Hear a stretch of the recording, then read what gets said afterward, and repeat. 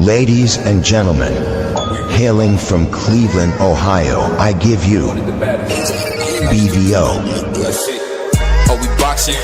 Yeah, we boxing. I need that belt like it ain't no other option. So we punching and weaving and blocking. Defeat ain't an option. Let them know. Shoot a video, put it on BVO. Let them know. Every time I punch, it's a heavy blow. BVO, bound to hit like bricks cause it was set in stone. Let them know. I ain't getting body, but I'ma hit this flow. Yeah, way more than a show. This is BVO. On behalf of BVO Boxing TV, we would like to thank our sponsor, Raycon. Don't forget to grab your Raycon Everyday Earbuds, the perfect bass model for premium sound, with active noise cancellation to block out distractions and transparency mode to keep you aware of your surroundings. They're ideal for your everyday needs. Just visit rayconglobal.com. That's rayconglobal.com and elevate your listening experience.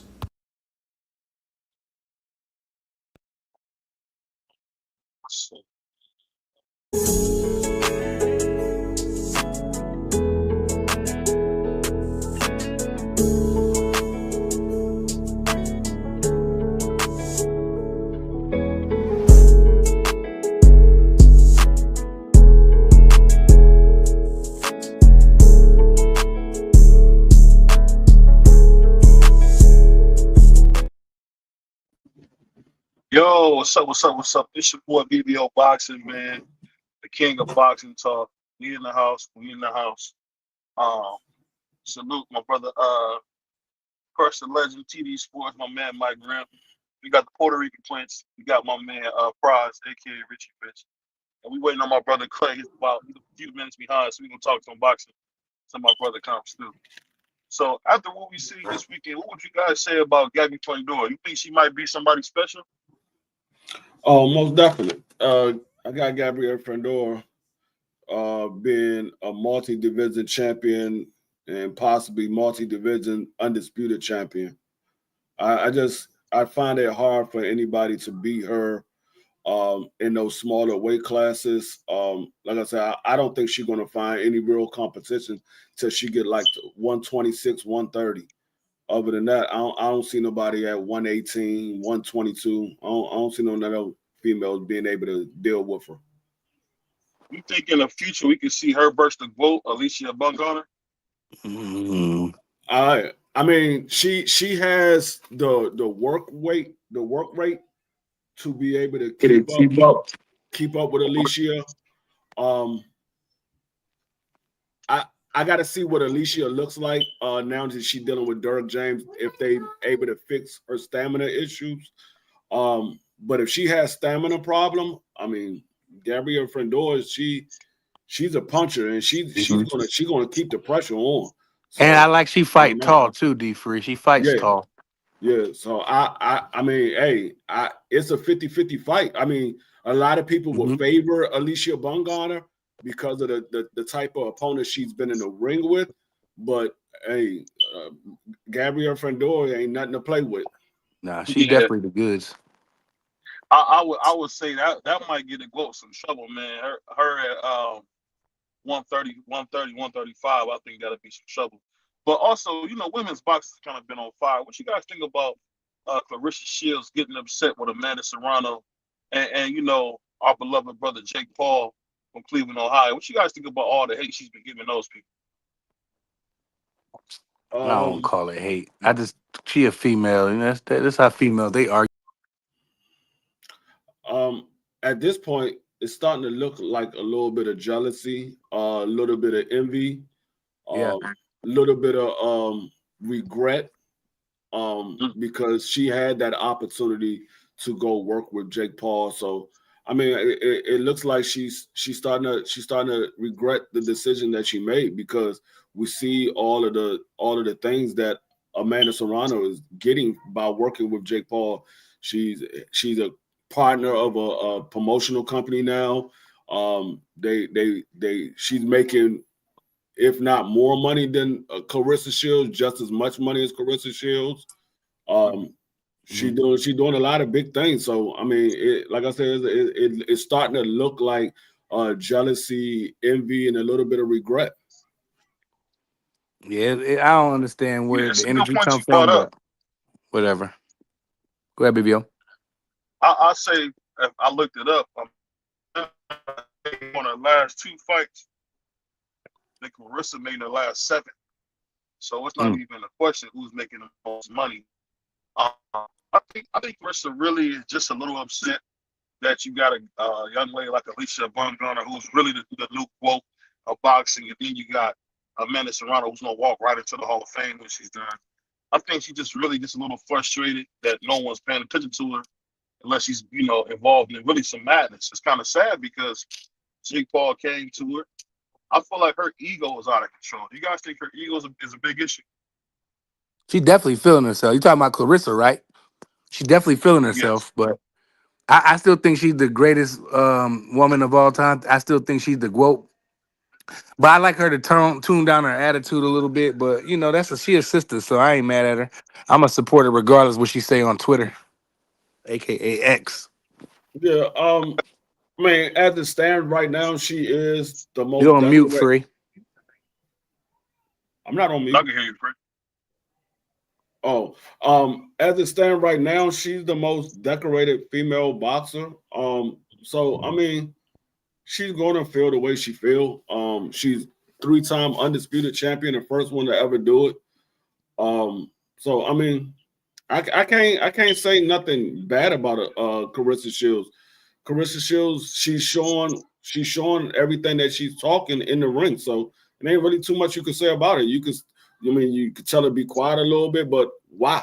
I mean, she's backing up everything that she's talking. Yeah, I mean, I think you got to come to Carissa. It just looks like sour grapes, because it's a mere bag of shells. If she wanted to have this position, Jake came to her first. And her ego talked her out of millions and millions of dollars. I mean, I was looking it up in the Wall Street Journal. Amanda owns 12% of MVP, and MVP has a stock trade price of listen, operation.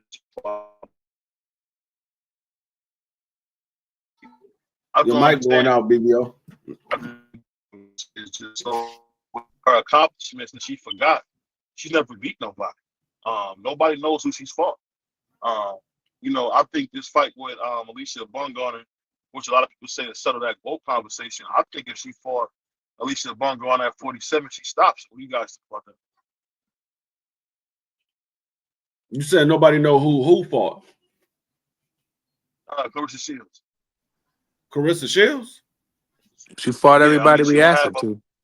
She don't have a Michaela Mayer on her record. I mean, man, she got daggone what's the other white girl that she fought that they said beat her in the amateurs? The one that she beat for undisputed. Savannah Marshall. Yeah, I mean she got a lot of names on her resume, dog. She got. I mean, if outside of the lower weight class, if you name any top fighter from 147 and up, Carissa Shields already beat him. She got a lot of names on her resume. Yeah, resume shouldn't be questioned at this point. I mean, she like I said, outside of the lower weight class, she beat all of the names at the bigger weight class. Any big name female you can think of outside of maybe Sadasa Green, because Sadasa Green never got a chance to make it to her because she lost to Franchise Cruz. So outside of Sadasa Green, she beat everybody. She beat everybody. Yeah. She beat Hannah Gabriel. She beat Franchise Cruz. She beat I cannot think of this white girl name. What's that girl? Cecilia. We see Cecilia Brackens put her on her pockets though. Who? So I mean, and her name's Cecilia. I think the one from 47 used to be undisputed at 47 is a Cecilia Brackens. I think that's her name, Cecilia. I can't remember. Y'all know in the chat, was her name Cecilia Brackens?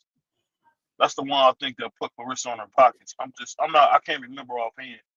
But I think no matter how it goes, I just think that Clarissa really is she's just doing a bad job, man, of just running her mouth a little too much, and I think that's bad for her. But moving on. What do you guys think about? I heard there's a rumor out there that Tank Davis gonna get some work in, man, with Kevin Cunningham from St. Louis down there in Florida. What you guys think about him working with the guy who some people say gave us the best version of Tank, Cunningham? What you guys think about him working with Cunningham again? I like Coach Kevin. Coach Kevin, they used to coach Corey. Kevin Cunningham. He's a coach Corey Spinks back in the day. Yeah, ain't that I like Coach Kevin. He's a real good guy. He's a real good black man who represents his city, who gives back to his community. He's real popular in his community.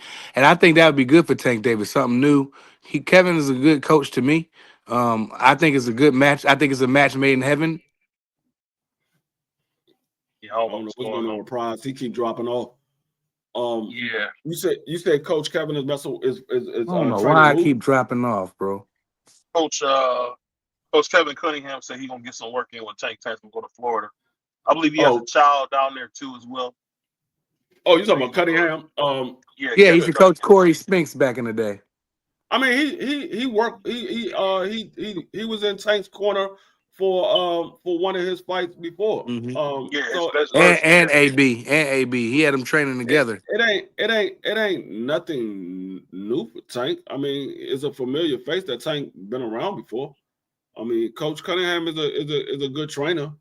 I think when he was trained under Coach Cunningham, that's when we seen Tank Davis be a little more offensive. He was using his footwork a lot more, and he was being more offensive. So I mean, I have no problem with it. I mean, if it's something that's going to make him better than what he's been looking like, hey, I mean, anything to make Tank look better is scary. Speaking of that, D Free, I think your famous saying might be a great one for this reward. What do you guys think about Deontay Waters and he coming back for all his belts? I don't care. Yeah, I don't care. I don't want to even see that. I don't care. I mean, like I said, it's on BOK Prime. I don't care. Last time we could, I don't even know if we're going to be able to see the fight, because the last time we was watching that app together, I remember us watching it together. It was a mess. We couldn't see anything. The camera was crazy. Yeah. Lights was going out. There's all kind of stuff. I'm just like, they got to get their production together, bro. When that joint first came on, we was looking at the floor inside of some hallway or something. So right? Yeah. Facts. So, shout out to my man Picasso. He said, "What happened to the Michigan water crisis was they using it for traction, just asking all aggression, no control over your energy, and cost you your legacy. Grow up and stop acting." I think you got a good point. I don't know. I think they had like lead or something in the water when it came to the Flint, Michigan water crisis. So I think that was something a little bit more serious. But Clarissa Shields is just, I don't want to play the stereotype, but she's kind of the most stereotypical woman where she feel like somebody owes something because she did one or two things. And at the end of the day, it's always, what have you done for me lately? I mean, at the end of the day, I mean, she's not doing nothing crazy. I mean, she's talking. I mean, people just don't. I mean, it doesn't matter if she talk crazy. She gets in the ring and she backs it up. Ain't nobody. I mean, Deontay Wilder was talking crazy, and the main thing that he said, "You don't like the way I talk, then shut me up." That's what he did. I mean, everybody talk crazy. Floyd Mayweather talk crazy.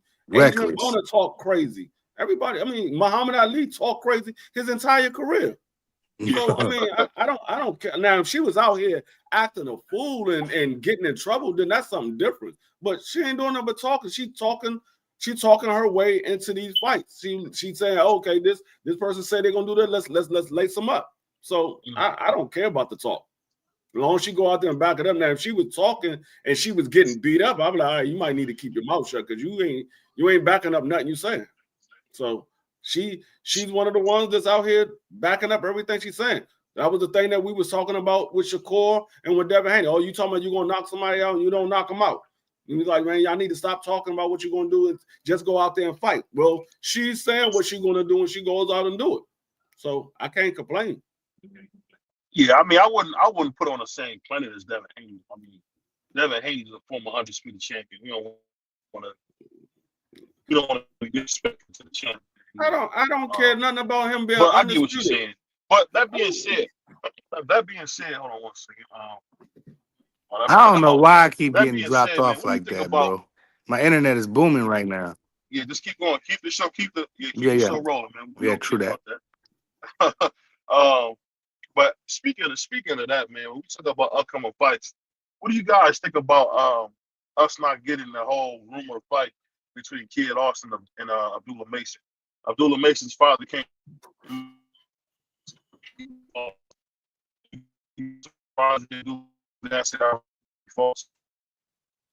You breaking up, BVO. Yeah.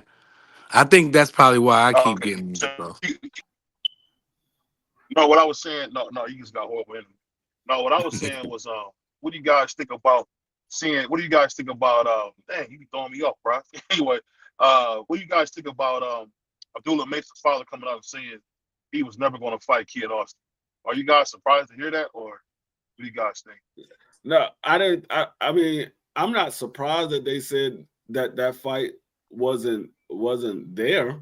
I think what it was is they was asking around to try to get him a fight, and when Kid Austin father said 2.5, they said, okay, that door is closed. Let's go somewhere else. So, I mean, I don't care. I think at some point they're going to end up fighting. I just don't think it was going to be on June 2nd. I think at some point they will end up fighting because they're in the same weight class. Abdullah Mason is in the same sanctioning body that Kid Austin is in. So at some point they're going to end up meeting up, or unless one of them duck. And I don't think Abdullah Mason is ducking anybody. Right. I guess my big question is this, man. When you hear about Abdullah Mason, and we know I'm good friends with Schofield, but I feel like that was a clout chase. What do you guys think? I don't know what it was. I don't know if it was a clout chase, but when he said the 2.5, that kind of just rubbed me the wrong way, dog. Like, what are you talking about, bro? A clout chase for who? For like kind of put Kid Austin in the same realm as a guy like Abdullah Mason. I kind of thought that was a little bit of a clout chase because I mean, Abdullah Mason. I wouldn't say it's a clout chase. A clout chase. When you clout chasing, you have to be going at somebody that's above you. Abdullah Mason doesn't have the clout that Kid Austin need to be worried about, and Kid Austin doesn't have the clout that Abdullah Mason need to be worried about. So I don't think neither one of them will be clout chasing each other. So I don't think it was a clout chase. I just think that Floyd Schofield Jr. just outpriced himself. When he jumped out there and said 2.5, and was like, this dude is a prospect. How are you asking for 2.5? If you just said 1.5, niggas would be like, man, you asked for 1.5 for Abdullah Mason, but it would have been a little more reasonable because they're like, okay, well, Kid Austin does have a name or whatever, so maybe he's looking for a little bit more money. But to jump out there 2.5 against Abdullah Mason, right out the rip. You and Abdullah Mason has never made $1 million? No. Mm-hmm. I'm like, nah. So I don't think it was a clout chase because Abdullah Mason doesn't have that name like that for you to even try to clout chase. Yeah, I agree with that. I think he got a lot of. I would say he got a lot of notoriety around people. He got a lot of notoriety around him because people actually think he could even touch a guy like a real guy in Emiliano Vargas. So I mean, if you got people saying that he can beat Emiliano Vargas, who we know is the next Oscar De La Hoya, I mean, there's got to be he got some kind of clout because we all know like there's no way in the world that we can see Abdullah Mason beating Emiliano Vargas. I mean, but even still, I mean, Abdullah Mason, Kid Austin didn't call out Abdullah Mason. They said an offer was sent to them. They said, "Would you take this fight?" And they said, "Yeah." So it wasn't like they called out Kid Austin. Now, if they would have called out Kid Austin, called out Abdullah Mason, and then outbid themselves, then you can say, "Oh, he was just clout chasing." But they didn't call out Abdullah Mason. They said an offer was sent to them saying, "Would you take this fight?" And he said, yeah, 2.5. Now, I don't think he really wanted to fight by saying 2.5 off the break. But, I mean, who knows? I mean, maybe he thinks a little different. I don't know. Salute to my brother Bruce. Definitely salute to my guy B3. Salute to my guy. I'll definitely salute to my man Picasso and Dove right side. But I think the thing that's so crazy about this whole situation is I'm kind of tired of hearing what Kid Lawson is going to do. And I kind of want to see him fight somebody because that little bitty Mexican dude he fought, he went life and death with it. And that little bitty Mexican dude is cheeks, man. So I just was shocked. Like, you went life and death with a guy who really can't fight that well. And now you're talking about fighting, the second best prospect in boxing. I wouldn't say that. Like I said, Kid Austin was making his name at the lower weight class at I think he started at 126, maybe 130. I'm not sure. I think he started at 130. He was making his name down there. So he was fighting. I mean, you gotta remember he only got 12 fights, 13 fights, something like that, or maybe 15 fights, somewhere around there. So he's still in that stage of trying to get his name out there. Now, yeah, he's ranked high in the WBA sanctioning body, but he's still, in most people's eyes, is looked at as a prospect because he hasn't never fought in an eliminator. He's never fought for a championship. So a lot of people still look at him as a prospect, but I mean, he is a contender, but most people look at him as a prospect. So he's still trying to get his name out there. Yeah, I guess, my whole thing is, man, I feel like this. I really want the lying to stop in boxing. I feel like it's just too much lying. Because I mean, we just hear like one lie after the other. Like, you got people saying Bud Crawford can beat Canelo. Come on. I even heard this. I'm gonna ask you guys, and I know you guys probably agree with me. What do you guys think about this whole thing of people saying that Canelo Alvarez ducked Devin Benavidez? What do you think about that lie that we're hearing about now? He ducked who? You got people saying that Canelo Alvarez, I think he's a 4-division champion, 5-division champion. They say he ducked a guy named nobody like David Benavidez. What do you think about that? I think he did duck David Benavidez. David Benavidez Definitely is not ducked a him. nobody. He did duck David Benavidez. I mean, I don't know what else how else to describe it, Free. No, the man had a $50 million offer to fight David Benavidez. He wouldn't take it. And then they came back and offered him another $50 million to fight David Benavidez, and he wouldn't take it. He ran off again. I mean, he ducked the man. I mean, it's not more you can say about it. The man ducked him. He definitely ducked him. I mean, I don't know nobody turned down $50 million 2 times. I mean, he clearly didn't want to fight. Then he goes and says he doesn't fight Mexicans. Then he goes and fights. That boy keep dropping off like a mother. Yeah, what you about to him call off that for a man while. Yeah, drop off prize. yeah. But I think the thing that's so crazy about everything, especially when it comes to Canelo, I just feel like this fight really, and I usually don't say this, but I gotta tell the truth. I feel like this fight with Terrence Crawford is a cherry pick. What do you think? I mean, you gotta look at it. Terrence Crawford is a guy coming from a smaller weight class. It's not like he's fighting a Terrence Crawford who's been fighting at 168. He's fighting a Terrence. That's Crawford why I said it's a cherry. That's why I said it's a cherry pick. Do you think? Yeah, it's a cherry pick as well? It's definitely a cherry pick. I mean, like I said, he had the opportunity to fight the number 1 guy at the weight class. I mean, and he chose not to. He found every reason why he shouldn't fight him. He went and fought Jaime McGee, a guy that only had 1 fight at the weight class. Then he turned around and fought Edgar Berlanga. Neither one of those guys did nothing compared to what David Benavidez did. So that's a tough fight, though. Berlanga, that's a tough fight, though. No, I don't care. I don't care if you believe it was a tough fight or not. Berlanga didn't do anything to deserve the fight over David Benavidez. Period. Neither did Jaime McGee. Jaime McGee didn't do anything to deserve the fight over David Benavidez. That's the same thing that he did when he fought his sparring partner. What's the dude's name? I can't even think the dude's name. When he fought Damn, what's his name? I can't even think the dude's name, but he fought David him. Avanesian? No, it wasn't David No. Azanis. He fought him instead of You talking fighting about Average Pilgrim? Average Pilgrim? Yeah, Avni Adam Yildirim. Yeah, Average Avni Pilgrim. Yildirim. That's why I called him Average Pilgrim. Yeah, Adam Yildirim. When he fought him, instead of fighting his mandatory, and the WBC allowed that to be the mandatory fight. Canelo Alvarez literally picked him because David Benavidez was the #1 guy in the WBC. Canelo Alvarez picked Yildirim. So I mean, the man just did everything to avoid David Benavidez. I mean, if you don't see that, then you must be Stevie Wonder.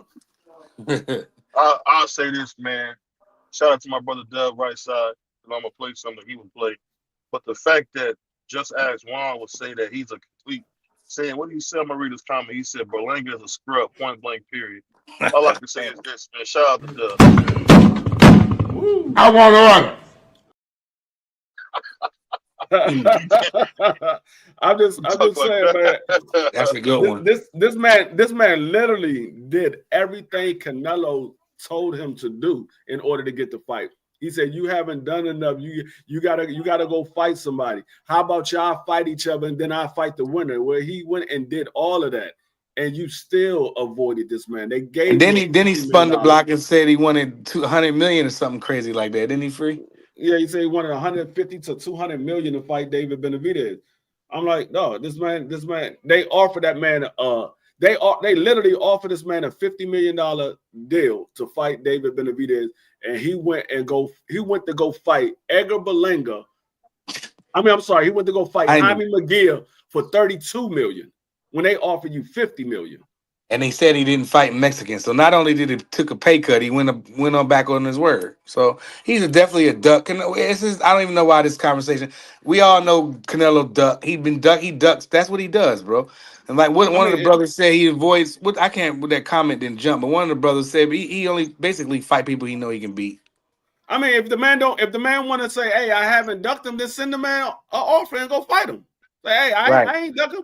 I'll fight him in my next fight. After this fight, we could push Terrence Crawford to the side, and I'll fight him in my next fight." He ain't gonna do that. I guarantee you, people want to see that over daggone Terrence Crawford. Salute to my Juan brother. said, "Go ahead." No, go ahead. Salute the brother. I was gonna read Juan's comment. I was gonna salute to my man Jeff, man, pulling up. Queens, New York, man. Shout out to Left Rack. Salute. Juan said Berlanga best win was Desmond Nicholson. He don't want to hear ish about that man. Berlanga will get scraped by Charlo any day of the week. I agree to that. I think Charlo can come out and beat him right now. Man, I want on. Come on, man. Ain't no way in the world you doing that. Desmond Nicholson, Desmond, he's a durable guy, but he's a regular. He's like a gatekeeper. Yeah. Salute Melon Queen. Desmond's best 2 fights that he had in his entire career that I can think of right now off the top of my head is Boo Boo Andrade and daggone Edgar Berlanga. Yeah. That's a 2 best fight. I don't know how y'all think Berlanga. Everybody think Berlanga is so awful, man. Only thing I didn't like that Berlanga did was went on a world tour after getting beat to death. I didn't understand that. I mean, he's just one of them guys that's he's entertaining far as like the press conference and like how he be pulling up on you with all his chains on, and he talk all this Brooklyn, New York ish. You know what I mean? So he's definitely good for the sport, but skill wise, I would say he's seed level at best, bro. Skill wise. No, I mean, the only reason why anybody knows anything about Edgar Berlanga is because the beginning of his career, I think the first 8 or 9 fights, he was knocking everybody out in the first round. Yeah. And I said it then. I want to see how he looks when he has to go the distance. Because it's all fine and dandy now. You're knocking out these guys that's not really that good. You're knocking them out in the first round. But how would you look when you go the distance? And every time he has to fight the distance, the man don't look that good. And he The go to man, town all the time too. he literally was winning a fight and tried to bite a dude Yeah, that because was crazy. I forgot he about was that. frustrated. That was an accident free. I don't know why you That even wasn't no brought that up. accident. The man tried to bite Juan him. That wasn't no accident. said Belinga is a super scrub, bro. He's seen this dude since he been in the amateurs. He's a scrub. I'm sorry, I really don't like him. I like him, but I just a sick Negro. That's all you can come say on, about a man. guy Come on, like man. Juan, man. I He's rock sick. with He's Belinga. sick, man. I rock with Belinga, but I just don't think he's very skilled, Juan, BVO and free. I just don't think that he's I think he's C plus. I'll give him a C plus at best, bro. But he's nothing special. No, I mean, I I mean, would for put him as BVO to top say 5 that at he 168. top 5 at 168. Top Let me 5 at pull up the 168. Let me pull up 68 right yeah, let me now. pull I up the think 60. he If better free, you than pull it up, he pull it better up. than William Skull. Top 5 You at can put him, 168. I don't know. I mean, Christian Bealey, William Skull, Um, Caleb Plant. it's really not a lot of guys there. Hold on, I'm about to go through the list. I mean, Would you you probably would could you say Caleb. would you I put? take I don't know if Jaime he's still over awake him. yet. I take Jaime over him. I don't. I don't think I he's take very Jaime good over either. him. That's I a don't think fair fight. I don't think Jaime is that good, but I take Jaime over Edgar Berlanga. That's cold. That's tough. I You think just both saying of them. stuff. You would take Haney Bouguer over Belinga. It would be a 50-50 fight between the both of them. For sure. Would you throw Jamal, Big Charlo in there at 68, even though he He has a fought at 68. campaign? He has a I gotta see campaign what at 68. I gotta see what he look. I gotta see what he looked like at 68 before I can say he a top 5. Juan said I'm he'll put pause on Jaime will put I'm pause on him. I don't know. I'm not one of those guys just because of name recognition. I'm just going to throw him in there. No, I got to see what he looked like because he never Yeah. fought at that weight class. Jaime, I changed it. I do think Jaime can beat him though, but I don't know. Belinga might clip him. He got knocked out by what would BVO say a package worker or one of them guys, isn't he? Yeah, I mean that was because Jaime put himself in harm's way because he thought the dude couldn't punch. With a guy like Edgar Berlanga, who he knows can punch, I think he fights a little bit different. Mm-hmm. He could beat him though. Like They could beat each other. That's 50-50. I'm not gonna Yeah, give but Edgar. Belinga got I'm a not gonna chin, give. man. He Hey, got a that's the beard on same him. thing I said, Juan. That's the same exact thing I said. But Belinga got a beard. No, Jay Belinga Coogan. is a bigger version of Mayorga. I said the same thing. That's a perfect analogy. And Mayorga was really good. No, he really wasn't. He could just punch. He was not skilled. Mayorga was nothing but daggone a welterweight version of Sabrel Matias. Oh, using his face for defense. Yeah. He used That's his it. face for defense all his whole career. But That's again, it. Mayorga was entertaining. Like he smacked Sugar Shane Girl on the cakes. He went crazy on Oscar De La Hoya. All his press conferences, he smoked cigarettes. I mean, he's just super entertaining. But you knew it was gonna happen with Mayorga. Only thing I was shocked at when he beat Vernon twice, but Vernon fought his fight, and I was shocked that Mayorga went 12 and beat him again. But I ain't. Yeah. Super Uncle Cash. Yeah, Pulling up. super Let me check cash. the box story. Check out Yeah. the box story. But I get what you're saying. He said Belinga got dropped by an Amazon driver. Yeah, Well, facts. Belinga got a beard, man. That's just pure hate. I think Juan doesn't like Belinga because he's not from Puerto Rico. You know, they got that whole little distinction where if you're not from Puerto Rico, you're not Puerto Rican. That's all he's doing. He's playing games. But that being said, man, what fight do you guys want to see this summer? Do you think we'll have a blockbuster fight, like maybe seeing Terrence Crawford versus Jamel Charlo? You think we'll get something like that this summer? No. Nah. I don't As think. far as getting a big fight, though, go ahead, D3. You go first. Go ahead. I don't think Terrence Crawford coming back down. Yeah. I don't think he's coming back down. I think only way I can see him coming back down is if he gets stopped by Canelo and he doesn't want to retire like that. He don't want to make that his last image. That's the only way I can see him coming back and fighting at 54 again. But even then, he might not be the same fighter depending on how bad he get beat up. If he gets beat up by Canelo, if he gets beat up by Canelo and ultimately he gets stopped, I don't know if Terrence is going to be the same Terrence. So I don't think he's coming back down. I think if he wins against Canelo, there will be no reason for him to come back down. He could go off, he could retire and go off into the sunset. If I he think if he loses to wins, I don't Canelo, see him fight no more. if he loses to Yeah. Canelo, I can see him trying to get one more fight in because he don't want to go out with a L. So I can see him trying to get one more fight in. But I mean, I just don't think he will come back to fight after Canelo. I mean, because the man already told us that he didn't want to fight in his late 30s. Well, you about to fight Canelo, you about to be 38 years old.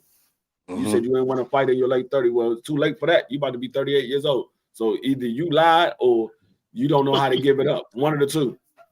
Yeah, I don't really like that fight. It's hard to get that money. It's hard to get that money up free.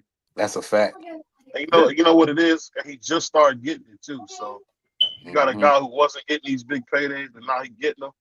Because I don't know what he did, but it seemed like he's getting money straight from Turkey. But that being said, I'm trying to. I think my man Claymore is on his way up. What do you guys think about Shakur Stevenson, the Puerto Rican sensation, leaving Eddie Hearn and signing with Lou DiBella? One of my favorite guys, the great Lou DiBella. Man, I don't understand that move either. I'm glad that he cleaned out his corner, but I mean, Lou DiBella. I mean, wasn't he talking junk about Shakur before? Like, wasn't he tweeting bad stuff about him at one point? So I mean, whatever. But I'm glad I don't think he needs Jay Prince and all that. You know how I feel about that situation. He's not leaving Jay Prince because Jay Prince is his manager. But I thought that he fired everybody. I thought he fired Jay Prince and. No, he's talking about the promoter. That was somebody misread it. He didn't fire Jay Prince. He just fired Eddie Hearn. He didn't fire Eddie Hearn. That was the last fight on his deal. He just left and went to another promotional company.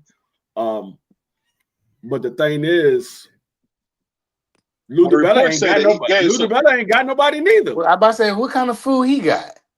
He got the whole top rank. He ain't got no whole top rank, nothing. He worked with I can't remember the he works with them. What's Bob's nephew or his son-in-law? He works with him directly. He works with them for fight to fight, but he ain't signing no top rank. Lou DiBella about to make him fight all the fights. You think so? Lou DiBella has his own promotional company. I remember Lou was about to get Deontay Wilder $100 million, man, and Uncle Al stopped that. So I mean, I don't know. I think signing with DiBella would be good. We just got to get the fights. My whole thing is we got to get the fights. Mm-hmm. Yeah, I mean that's he does pretty much work with everybody though. I mean, like I said, who do Lou DiBella have for him to fight? I mean, he's still gonna have the same problem that he got when he was with Eddie Hearn. You add a promotional company that doesn't have anybody for you to fight, and you still gotta go make deals with other promoters. So why not just be a free agent? You got a manager, you just be a free agent, and you go fight the fight.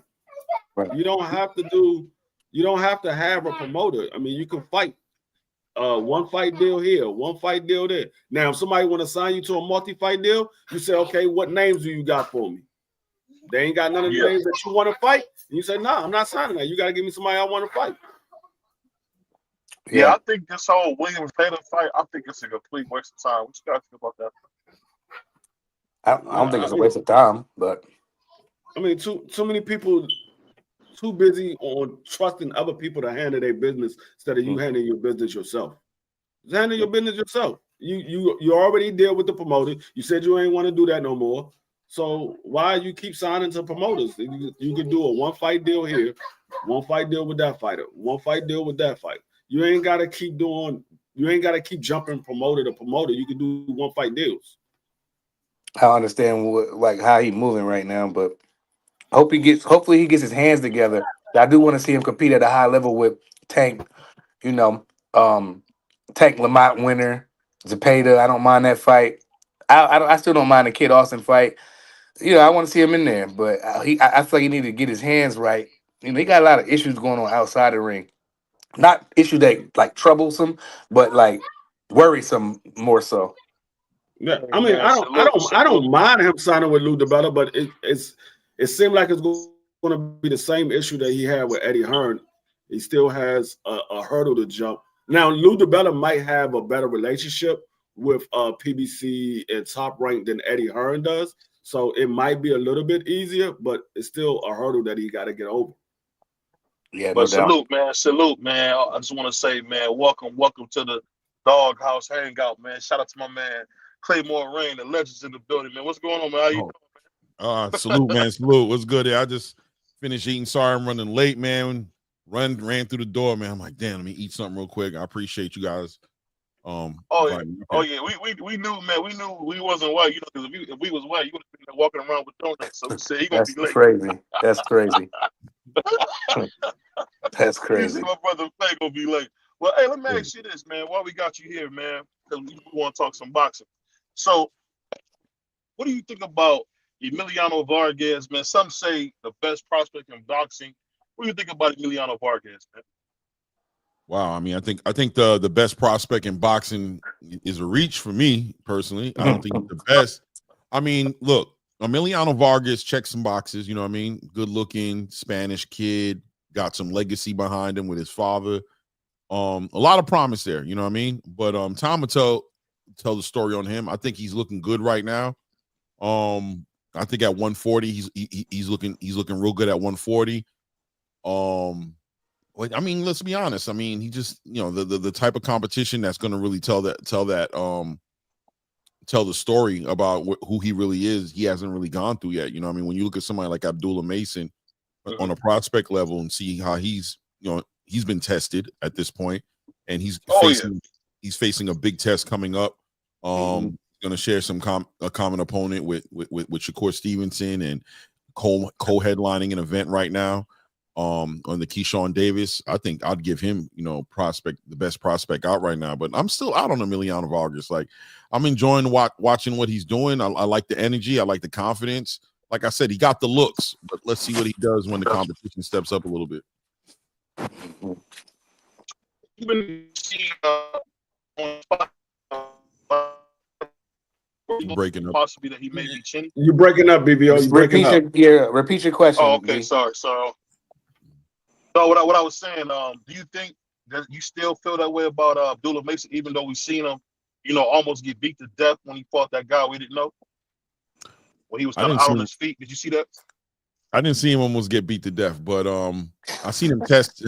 I seen him tested. You seen him on his back, man. Come on, man, stop. Nah. I seen him get a lesson. You know something? Mm-hmm. It's funny because, like, you see what happened with Ben Whitaker last night, right? Mm-hmm. And last night. And a lot of people I know turned on Ben Whitaker and decided that he was a hype job, and that he was doing all that dancing around. He got exposed, right?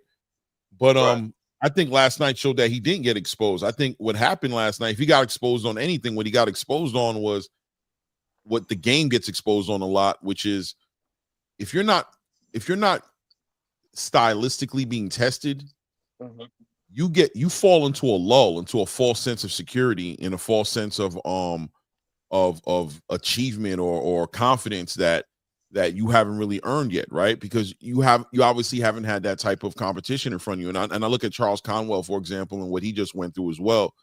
And Abdullah Mason falls in the same lane. These guys get tested, and really we don't know if they're a hype job until the next fight, right? And I think we saw Abdullah Mason make adjustments, become more patient, become more of a poised fighter. And I think that comes from the matchmaking.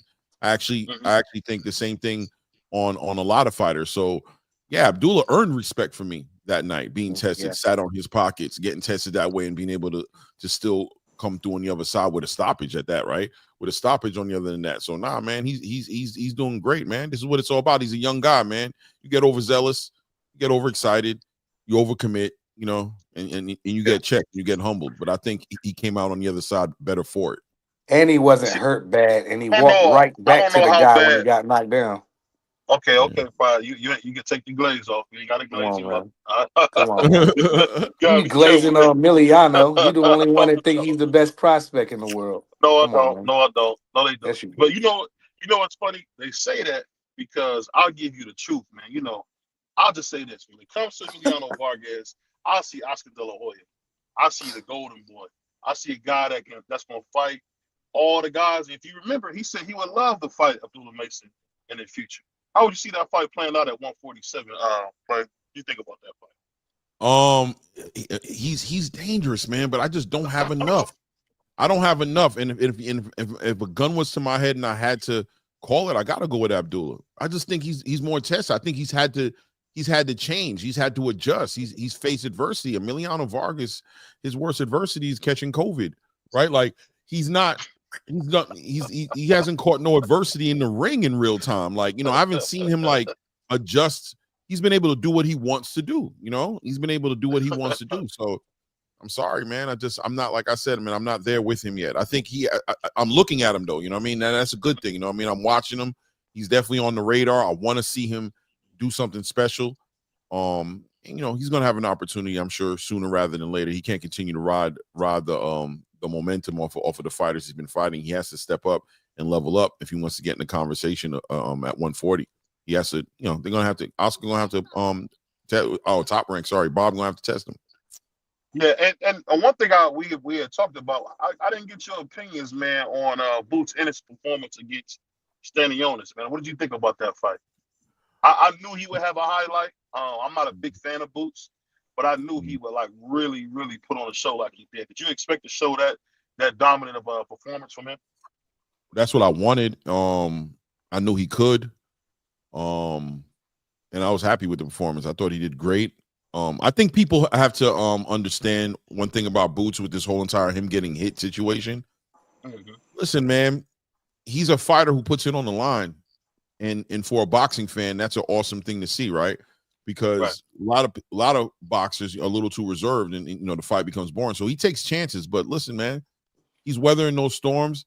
He's adjusting, and he's able to do it.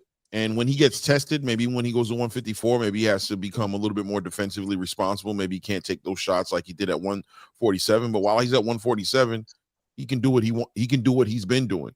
I thought the performance was great. I thought it was a performance he needed. I think the performance changed a lot of the conversation at 147 pounds, and even gave a heads up to 154. Made him he's a future, you know, one of the futures of boxing. He's one of those must see guys. When he fights, you got to watch him, man. Yeah, because I really want to see him finish the job, because you know if he goes up to 154 and Virgil stops him, then they'll say, well, he never was undisputed. So I want to see him get undisputed, and I think the big money fight is going to be Virgil Ortiz and Boots Ennis at 54. What do you think about that being a big fight? Maybe in Vegas, Dallas. What you think about that fight? Yeah, man, I see that as a real possibility. I think 147 is in question though. I think the cost. I don't think he needs it anymore. You know, and I think that makes a big difference. In other words, this whole idea that these fighters are going to price themselves out or overprice themselves, or you're going to have to pay them these huge paydays in order for them to fight Boots, that pressure is gone. Boots is a lineal champion now, a unified lineal champion. For all argument's sake, he can go chase money and chase legacy at 154. The whole idea of him being elevated to an IBF champion, you know, obviously it bothered him, you know, which is why I'm shocked at like how David Benavidez is carrying it right now. But he doesn't need these other fights at 147 anymore. He wants them, and it would be a real good look for him. But that leverage is gone now. The pressure is gone. Brian Norman Jr. needs that Boots Ennis fight more than Boots needs it now. Mario Barrios, you know, he seems like he's gonna play Pacquiao or play an Errol Spence fight or maybe an Abel Ramos rematch. I don't know what his game plan really is, but I think from Boots' point of view, he had to hire a nutritionist for this particular camp, and that's not a bad sign, but it's a bad sign, right? Like, it's smart. Go ahead, get a nutritionist, but at the same time, obviously, he needs some help in that department, cutting that weight. You know, you got to start weighing it out after a point. If you guys are going to try to price me out and I got to get paid the same or less than you guys in order to fight you guys, I don't know if it's worthwhile for him. I think 154 is primed and ready for him.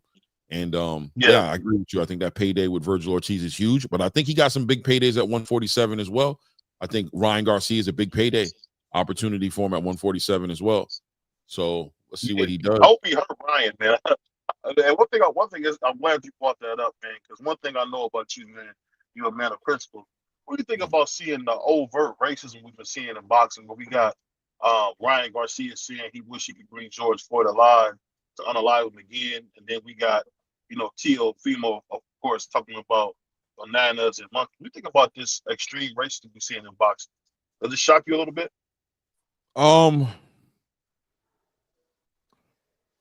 Does it shock me? I think what shocks me more is the reception. I thought that people would be a little bit more indifferent with it, and I think seeing people kind of make excuses for him and kind of like, you know what I'm saying, like argue for him and I don't know, from our community specifically, right? Oh, yeah. I think that's more shocking than anything. I think on any given Sunday, racism can pop off in America. This is the foundation to this country, right? Any given Sunday, I'm not too shocked. You know what I mean? I'm really not.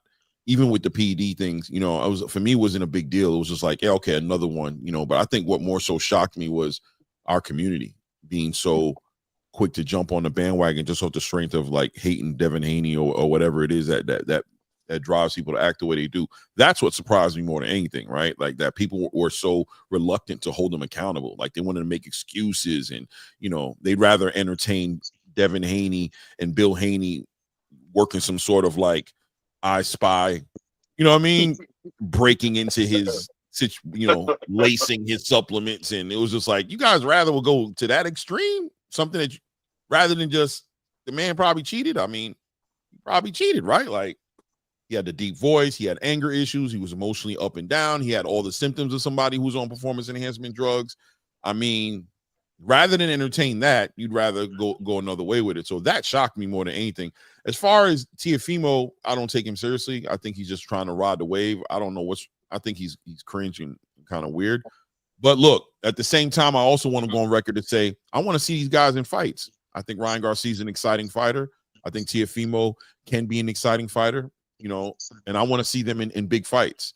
So I have to separate it. And as far as boxing is concerned, I'm still interested in the Ryan Garcia and Teofimo boxing business. I'm interested in seeing him in some interesting matches. I want to see him against Duran Boots Ennis. I want to see Devin and Ryan go at it again. I want to see Ryan go up to 154 and fight Virgil Ortiz. I want to see him, I want to see him fight some fights out there. Same thing with Teofimo. I mean, for whatever reason. So do you think that Abdul Wahid kind of led that fight for protecting Ryan? Because as soon as Ryan beat Devin up, you had Abdul Wahid going out there saying, "No, he didn't cheat. He didn't cheat." You think that hurt having Abdul Wahid be the main cheerleader of it? What do you think? Abdul Wahid, and like I said, the whole space. You know what I mean? Just I think boxing has gotten real love and hip hop. Emotional and. I don't know, man. You know what I mean? You just actually a good analogy. Yeah, it's getting to that point where just like I kind of turn the channel when it comes to this part of the conversation, and I just look forward to them being in the ring. And I want these guys that end up in the ring, right? Like end up in these fights, and it's not so bad. It takes a little bit of the tension off of it. You know what I mean? Of the weirdness, of the cringiness off of it. If you end up fighting, but I think.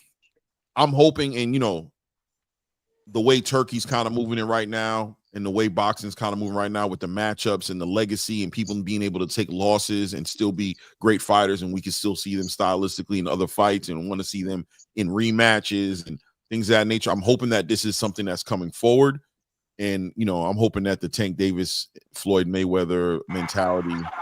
I don't even put Floyd in it. I'm gonna be real with you, because Floyd fought the fight, you know what I'm saying? But hopefully this kind of gets washed away. But yeah, bro, I ain't got no real interest in it. All the drama, you know what I'm saying? It's just like if it ends up in a fight, I'm here for it. But everything else is just like, I don't know, man. A lot of it is forced, it's fake, it's not even real. They're doing it on purpose just to trigger and troll people. I don't know.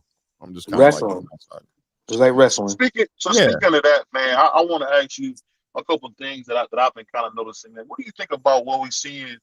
An uptick in what I would say weapon violence, where you see young men under 25 disproportionately are committing homicides at a high rate. do you think this violence is coming from? Do you think kids need more to do, or what do you think about that? I mean, wow. I think it's a conditioning. I think it gets deep, right? I think obviously the destruction of the nuclear family, you know what I'm saying, in our communities. I think the lack of men in leadership in these families. I think we got a lot of young men dealing with feminine emotions that they don't know how to deal with because, you know, we're dealing with a lot of young emasculated men, you know what I mean, with no fathers, getting disciplined by their mothers, looking for validation in the streets, you know, looking to prove their manhood outside their homes because they're not men inside their own homes and they're really not allowed to be men. I think it gets deep. I think it's a psychological conditioning. I think the Willie Lynch theory can be brought into it as well, as far as how that's resonated generation to generation in our communities. And we just don't have value for each other or ourselves. You know what I mean? Because you won't see them spread this into the wrong community, right? Like Right. we know to contain it. Like we might be crazy, but we ain't crazy.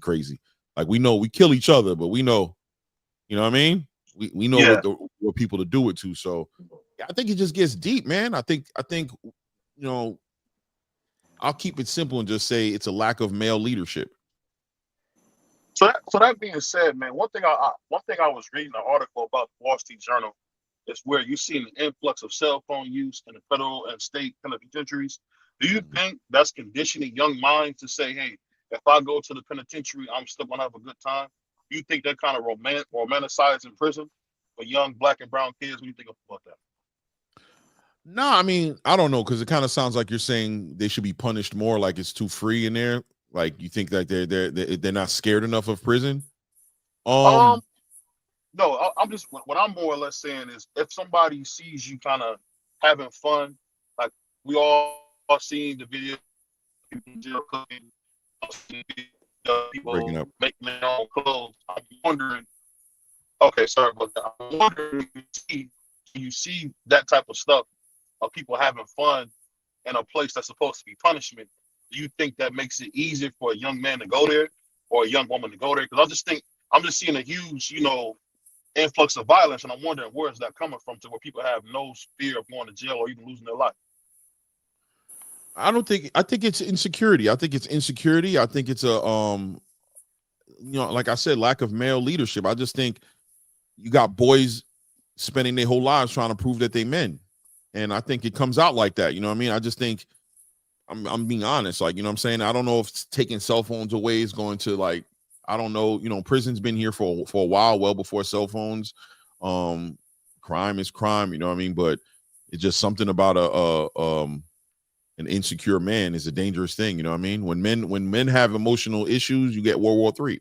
Mm-hmm. You know what I'm saying? World War II, Yeah.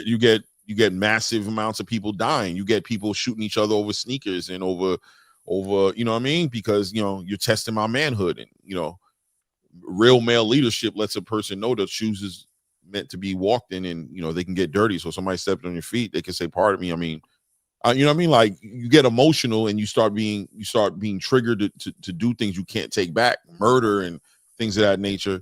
It can get out of hand, man, when you're acting like a woman, but you're a man. Dealing with man testosterone and man issues like a woman is just dangerous, I think. You know what I'm saying? It's dangerous. Like, go ahead, Free. I know you got a couple questions for our brother. Go ahead, Free. Yep. Prize, go ahead, Prize. On the steps.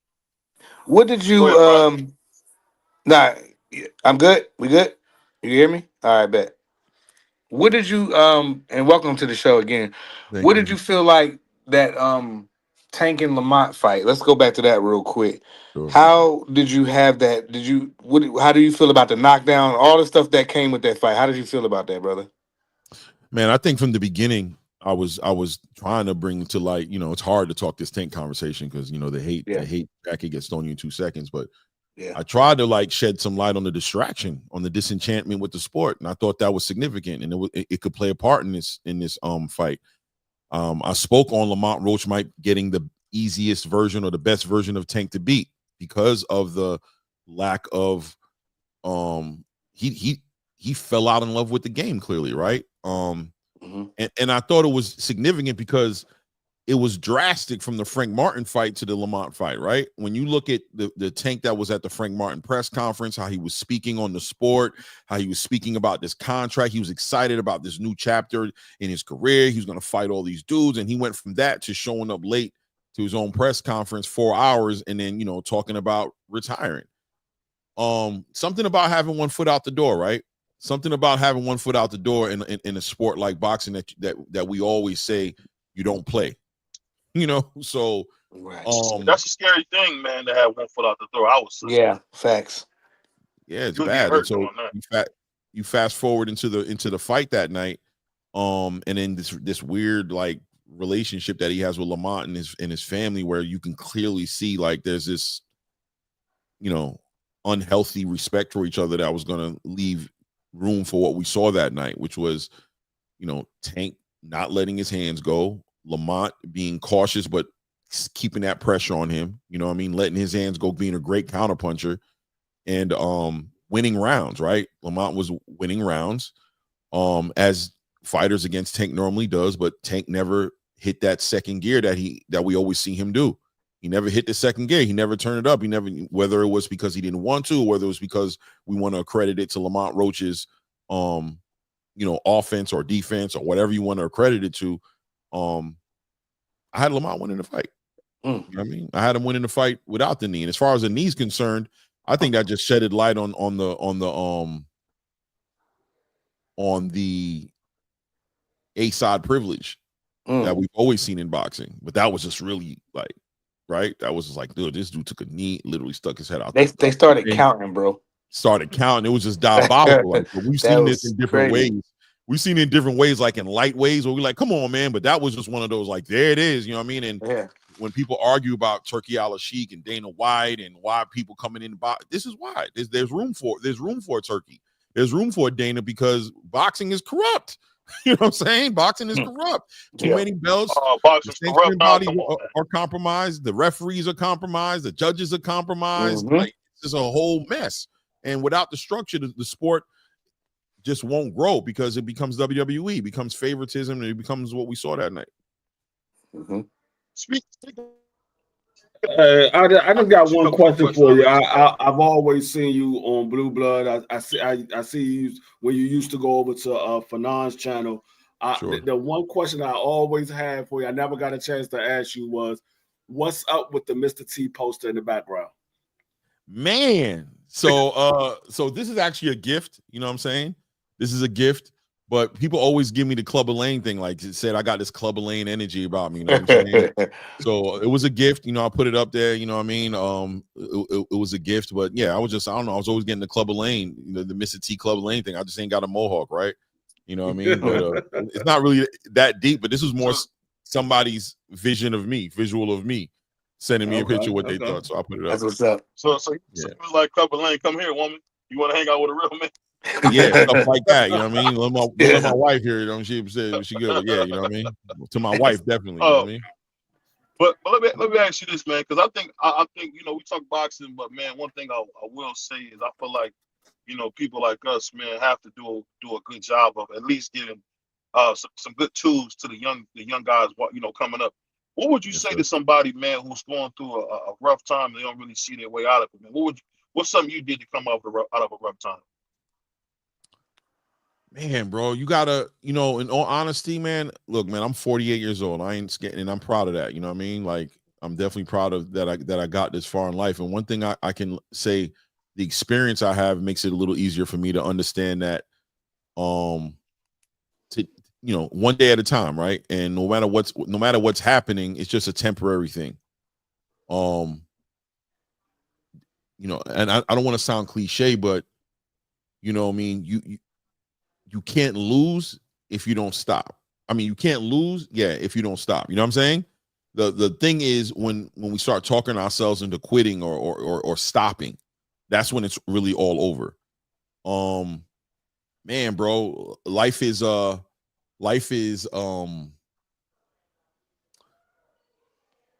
about perspective, and you don't know what tomorrow is gonna bring. You know what I mean? So you just, you know, to say not to give up is an understatement, right? It's just things work themselves out as long as you keep working. What did they say? I heard a man say one time, it's funny, the harder I work, it seems the luckier I get. You know what I'm saying? Sure. You know what I'm saying? Like, if you keep on going and keep on working, you know what I'm saying, you're gonna produce. You're gonna produce. Don't talk yourself out of moving forward, because I think a lot of us do that. We talk ourselves into not moving forward because we start saying dumb shit to ourselves like, what's the point? It ain't gonna work anyway. And we start convincing ourselves, and all of a sudden we become soothsayers. You know what I mean? We start telling the future, and we got all these powers, and it's like, damn, why aren't you tapping them powers to, get rich or something? At the end of the day, you don't know, man. If you woke up this morning, you started on the good foot. You know what I'm saying? You started on the good foot, man. It's all up from here. That's it. It's all up from here until you stop. So would you attribute that disposition, that always calm, cool demeanor that you always have, to your faith? Is that what kind of keeps you grounded, that faith? Yeah, definitely. You know what I'm saying? I'm a Muslim, you know what I'm saying? You know what I mean? And definitely, man. Definitely my faith, man. But also, I like I said, the experience.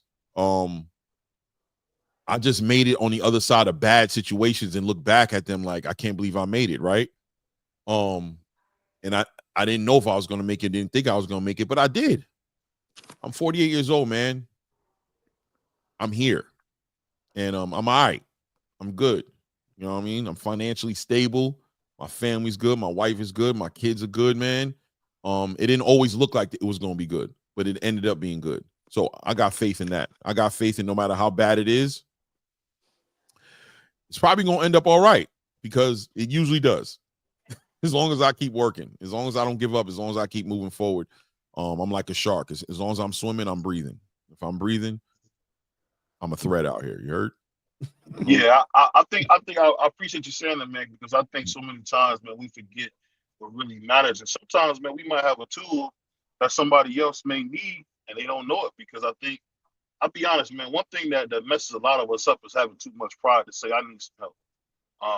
I could attribute that in my own life, where so many times if BVO would have just said, hey, I need some help, I'm sure it would have been different. But me, I want to so-called, die on the cross for myself. And I think I've had to learn that that's not really how you want to do it, man. That's just I think that's what you're saying is very important, man. Matter of fact, how did you introduce to your faith, man?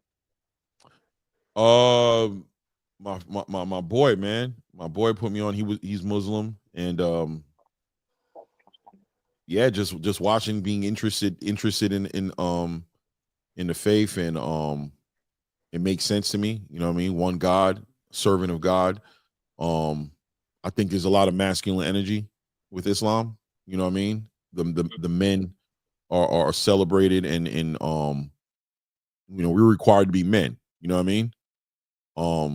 I feel like a lot of other religions has kind of been feminized and taken over in a lot of not positive ways for men. And yeah, my boy put me on, man. Just, you know what I'm saying? We talked about it for a long time. And then he's like, yo, bro, you want to take your shot, man? I'm like, I don't know. And then we got the imam, and yeah, I took my shot, and I became Muslim. It really wasn't complicated. You know what I'm saying? Just had a good friend of mine who's still a great friend of mine right now, who's Muslim, put me on. Yeah, that I'll tell you this, man. Me being a Christian, one thing I will say, a lot of us young Christian men early in our faith, man, not so much I would say like the Sunni, but more or less like the Nation of Islam. We see that strength between men and that solidarity between brothers, and I think a lot of us Christian men do admire that, and sometimes it'll make us want to be a part of it just because we see how you guys move. Now, and I think it's a good thing when you can see, brothers moving in one accord, because I think people together is better than anything. But before you go, you gotta settle two fights for us, and then we'll leave you alone. Who won the fight between Oscar De La Hoya and Pernell Whitaker, in your opinion? Not what the results Oscar say. De La Hoya, who? Oscar De La Hoya versus Sweet Pea. Who you think won that fight? Pernell won that fight. I feel like Pernell won that fight. No, I say De La Hoya. Oscar De La Hoya. Yeah, the Golden Boy. You talking about Oscar and Pernell, right? Yeah, the Golden Boy. Yeah, Pernell won it. Yeah, You, I that think Canelo. Puerto Rican you see laughing like that. That's our thing. We always try to ask our guests who won that fight. I want a Puerto Rican laughing like that. I think out of all of the guests that we had up here, I think BVO had one person that said Oscar. I think we didn't have probably about 25 to 30 guests. Everybody said Sweepy won. He still trying to get somebody on the Oscar train. He outclassed that. He outclassed him. Oscar just was he just wasn't ready for that fight. He wasn't there. He wasn't ready to deal with that slickness, and he was frustrated. Yeah, man. For me, it was clear. But I watched that fight about a good 3-4 times, man. Like I never came to the conclusion that Oscar won that fight. I think it is what it is. So what is your favorite fight of all time? Fight or fighter? Fight. Favorite fight of all time? Man. Mine is versus George Foreman. I would probably say favorite. I don't know, man. I'm not gonna lie to you, man.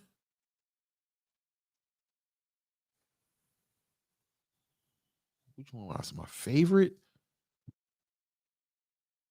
I like Floyd and Miguel Cotto. That was a real good fight to me, man. Even though it was a blowout at the end. Yeah, but I thought it was a fight that was significant because Floyd showed that he was still punching and he was still there, and he was just, Miguel was just like such a powerhouse steamrolling. You know what I'm saying? At this point, you just didn't see Floyd dealing with the pressure the way he dealt with it. It was just like, he stood up in there, and that's one thing about Floyd, man. People talk about his power and this and that, but man, I've seen him on multiple times humble the punchers, humble them. You know what I mean? Make them keep their hands home. And I always said something was there for him to be able to do that. You act like he ain't got no punch, but he ain't got no pop. But why aren't they steamrolling him? Because he's not running. He's not running. So I thought that was interesting. Yeah, I like think that's that punch placement, man. I'm glad you brought that fight up and mentioned that as a fight that you like. Being that said, how do you see Shakur versus the Williams Zepeda fight go? I'm favoring Shakur, but I'm being honest with you. I'm in the air about Shakur's hands, man. It makes me nervous. And, I think what I don't want to happen, but may very well happen, is it might be a tragedy to say that we know Shakur Stevenson could have done so much more with them damn hands. Might be 10 years from now, 15 years from now, we're going to be like, them damn hands. Them damn hands. That's what I'm afraid of. I hope that don't happen. And that's the one thing that I've always said, because Williams Zepeda, you have to give him something to worry about. You can't just be out there defensive and think you're going to win a fight against Williams Zepeda, because the judges, they have this notion a guy that's being busy, even though the punch is not landed effectively, but he's being busy. He's pressing the action. They always seem to lean towards that fighter. So hopefully Shakur has the hand holds up, but he hurt his hand in the Josh Padley fight. So I'm like, oh man. And now you about to fight somebody who throws 90 to 100 punches per round, who does have some steam on his punches. I don't know. I want Shakur to win. I want to see him and Tank. I want both of them to keep their O. I want to see them two match it up and see who's the best between the two. We know we're not going to get Shakur and Keyshawn. I want to see Tank versus Keyshawn as well. So I want these guys to keep their O. So I want to see who's the best between the two. I don't want somebody else to beat them and they be like, oh, there's no need for me fighting him because he already got beat. So I want them to keep their O. Mm-hmm. And me too. I want to see the Lamont fight first. I want to see who the best out of them first. Hey, Clay, if you don't mind, man, shout out my brother Boxing Scholar. He just came home. He's on bail for that Diddy trial, man. So shout out to my man, the Boxing Scholar, man. That was the baby oil carrier, man. So shout him out, man. That's crazy. My man, the Boxing Scholar. That's crazy. Gotta have some fun, man. I'll say this, man. I had a great time, and I hope to have you on again. I love your show, man. You get on there, we be having a ball, man, because you be saying stuff, and I be thinking like, you know what? I actually believe Clay. I almost be thinking you be telling the truth on some of your picks, man. I be really thinking you tell the truth. I try, man. I love the sport, man. I think the sport is great. It's a great thing to talk about. I love it. You know what I'm saying? So I appreciate you appreciating it, man. And yeah, I know sometimes you ain't gonna agree with me for sure, but you know, it's always respect, man. Always love. Oh yeah, man. You know, because I like to see him come forward, man. I want to see somebody get their head knocked off.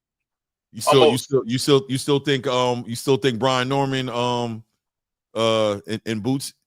You think Brian Norman gonna do that? I remember. I believe that you a Brian Norman fan, right? Like, you still believe in him? Yeah, I do. It's gonna be tougher than I thought, though. I'll tell you that. Yeah. He's gonna have to humble himself though in these negotiations. He's gonna have to make his mind up if he wants to fight or the money, because it's one or the other.